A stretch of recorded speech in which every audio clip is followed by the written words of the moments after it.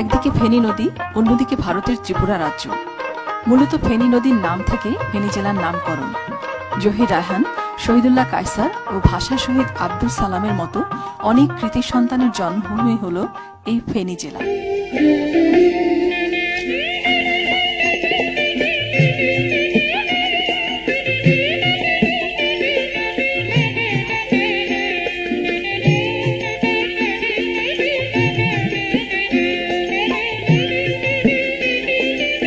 এই জেলায় জন্মেছিলেন ভাষা সৈনিক আব্দুল সালাম। ভাষা আন্দোলনের শহীদ সকল শহীদদের প্রতি আমাদের গভীর শ্রদ্ধা।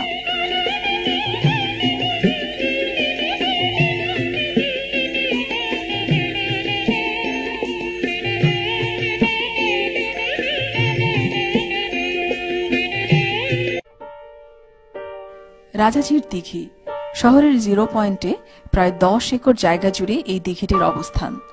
কথিত আছে, ত্রিপুরার এক প্রভাবশালী রাজা তার মেয়ের অন্ধত্ব দূর করার মানসে এই দিঘিটি খনন করিয়েছিলেন। সেই থেকে এর নাম হয় রাজাঝির দিঘি। দিঘিটি ঘিরে বিনোদনের জন্য গড়ে উঠেছে একটি পার্ক।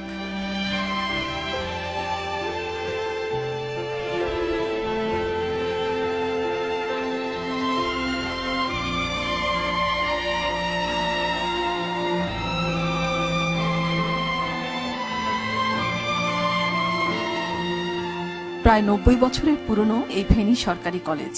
ফেনী শিক্ষা প্রতিষ্ঠানগুলোর মধ্যে এটি অন্যতম। এর নির্মাণ শৈলীও বেশ আকর্ষণীয়।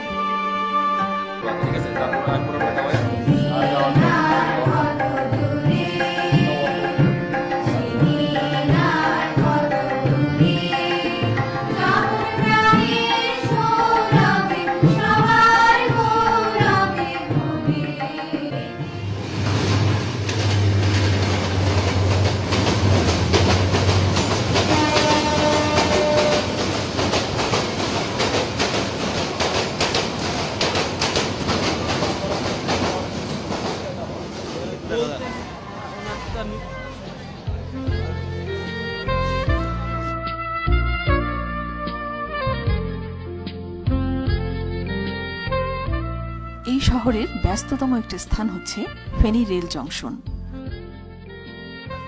প্রতিদিন অনেক যাত্রীর আনাগোনা দেখা যায় এখানে। 1929 সালে ব্রিটিশ সরকার ইস্টার্ন বেঙ্গল রেলওয়ে নামে পরিচিত এই রেল জংশনটি প্রতিষ্ঠা করেন।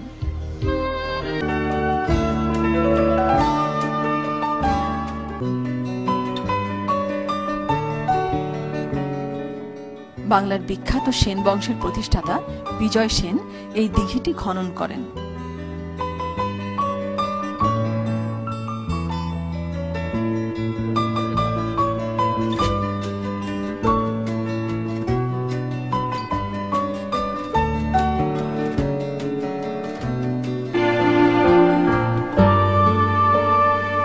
ভাষা আন্দোলন আর মুক্তিযুদ্ধের শহীদ সৈনিকদের অম্লান স্মৃতি ঘেরা এই ফেনী জেলা সেজেছে নানান রঙে।